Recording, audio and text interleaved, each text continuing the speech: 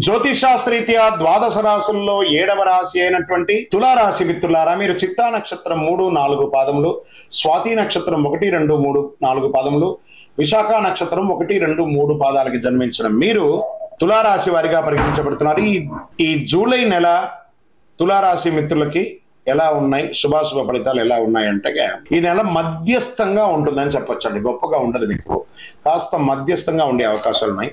శుక్రుడు మీ 9వ ఇంట్లో కూర్చొని రాజయోగం వంటి ఫలితాలు ఇస్తున్నాడు. 11వ ఇంట అధిపతి అయినటువంటి సూర్యగ్రహం శుక్రగ్రహంతో కలిసి ఉంటారు. 11వ ఇంటికి అధిపతి అయినటువంటి సూర్యుడు కూడా వారితో ఉన్నారు.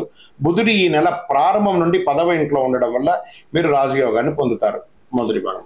శనిగ్రహం తిరోగమన స్థితిలో 5వ ఇంట్లో ఉంటాడు. కుజుడు ఈ నెల ప్రారంభంలో 7వ ఇంట్లో, కేతు 12వ ఇంట్లో, రాహు 6వ ఇంట్లో. గ్రహాలన్నీ ఇలా ఉన్నాయి. ఫస్ట్ ఉద్యోగులుగా తీసుకుంటాం. ఉద్యోగంలో మార్పులు ఉండవచ్చండి. ఈ నెలంతా కూడా మంచి చెడు మిశ్రమంగా ఉంటుంది తులారాశి వారికి. ఆ తక్కడ అంటారు కదా తులా, మీకు ఏది కరెక్టో దాని మాత్రం ఇట్లా అప్ అండ్ డౌన్స్ ఉంటాయి. కాబట్టి దీన్ని మీరు ఏ రకంగా బేరీజ్ వేసుకుంటే ఆ రకంగా మంచిది. ఉద్యోగంలో మార్పులు తథ్యం. మీరు అనుకున్న ప్రమోషన్స్ కి పెట్టుకున్నటువంటి అర్జీ కూడా ఆలోచనలో పడే అవకాశాలు ఉన్నాయి. ఒక సమయంలో గుర్తింపు పొందుతారు, ఒక సమయంలో రిజెక్ట్ అవుతూ ఉంటుంది. మీరు ఆశించిన పదోన్నతులు లభించవచ్చు, లభించకపోవచ్చు. ఆర్థికంగా నెల ఖర్చులు చాలా హెచ్చు తగ్గులు ఉంటాయి.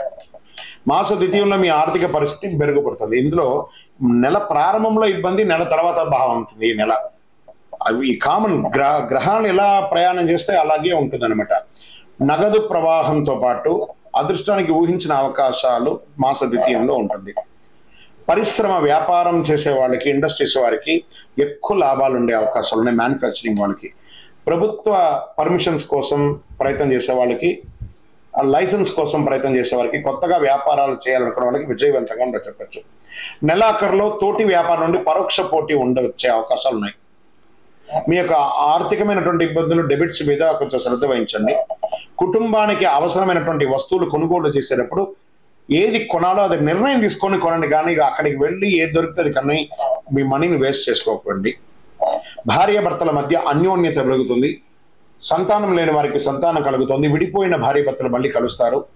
వివాహ ప్రయత్నాలు, నూతన వివాహ ప్రయత్నాలు కలిసి వచ్చే అవకాశాలు ఉన్నాయి. శుభకార్యాలు, ఇంట్లో గృహప్రవేశం, ఉపనయనాది, గృహప్రవేశాలు, వివాహాది ఇవన్నీ జరిగే అవకాశాలు కనబడుతున్నాయి. కొంతమంది విదేశాలకు వెళ్ళి స్థిరపడే అవకాశాలు ఉన్నాయి. అక్కడ స్థిరపడ్డ వాళ్ళు మీకు కావాల్సిన యొక్క పాస్పోర్ట్స్కి దాని ఏమంటారు వీసా కోసం రిజెక్ట్ అయిన వాళ్ళకి అందరికీ కూడా మళ్ళీ వీసా రెన్యువల్ అయ్యి మీరు చక్కగా వెళ్ళే అవకాశాలు ఉన్నాయి. ఏమంటే చాలా మంది విదేశాల్లో ఉన్న వాళ్ళు ఉద్యోగం పోతున్నాయి, ఇక్కడ క్రైసిస్ ఉంది అని ఎంత ఆలోచించగల, అవన్నీ టెంపరవరీ, అన్ని సెట్ అయిపోతుంది. మీ మైండ్ని పాజిటివ్గా ప్రోగ్రామ్ చేసుకోండి, అన్ని సెట్ అయిపోతుంది. ఇంటి వనరులు పెంచుకుంటూ పోతారు. ఉద్యోగం చేసే మహిళలు, తర్వాత వ్యాపారం చేసే మహిళలకి ఇది ఒక మంచి సమయం కూడా చెప్పచ్చు. రాజకీయంగా పార్టీ ప్రత్యేక కార్యక్రమాలు పాల్గొనే అవకాశం ఉంటుంది. సభ్య సమాజంలోకి వెళ్తున్నారు, ప్రజాక్షేత్రంలో మాటలు కూడా పడే అవకాశం ఉంటుంది. ఎదుర్కోండి. ఎలా గెలుపు ఓటములు ఎలా ఉన్నాయో మాట పడేయడం కూడా అదే విధంగా ఉంటుంది. ఎదుర్కోవడానికి ప్రయత్నం చేయండి. షేర్ మార్కెట్ మిశ్రమం, జాగ్రత్త.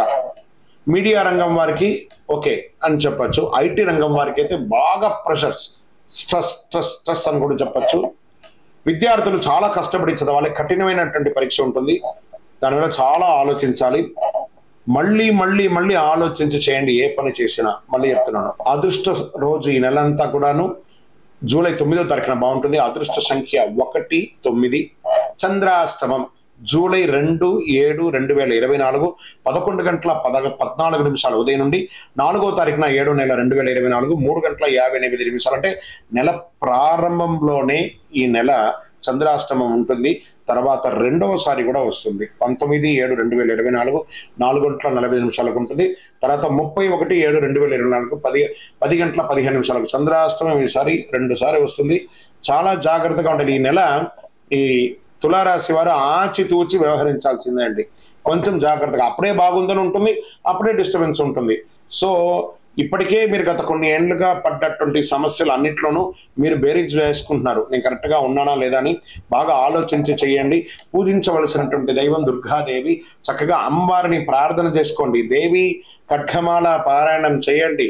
సప్తసతి పారాయణం, చండీ పారాయణం చేయండి, లేదా చండీ మంత్రాన్ని వింటూ ఉండండి, లేదా ఇంట్లో ఒకసారి చండీ హోమాన్ని చేసుకోండి. సుబ్రహ్మణ్య స్వామి వారిని ప్రార్థన చేయండి. కందర్ షష్ఠి కవచం అని ఉంటుంది.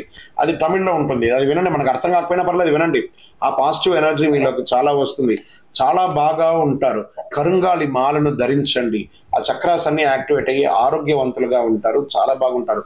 ఇంకనూ మీ యొక్క వ్యక్తిగతమైనటువంటి జాతకం తెలుసుకోవాలి అనుకుంటే మీ పరిసర ప్రాంతాల్లో ఉన్నటువంటి గురువులను సంప్రదించండి. లేదా మా ద్వారానే తెలుసుకోవాలనుకుంటున్నారా, ఈ కింద ఉన్నటువంటి మా నెంబర్కి మీ date of birth, time of birth, place of birth WhatsApp చేయండి, డోంట్ కాల్.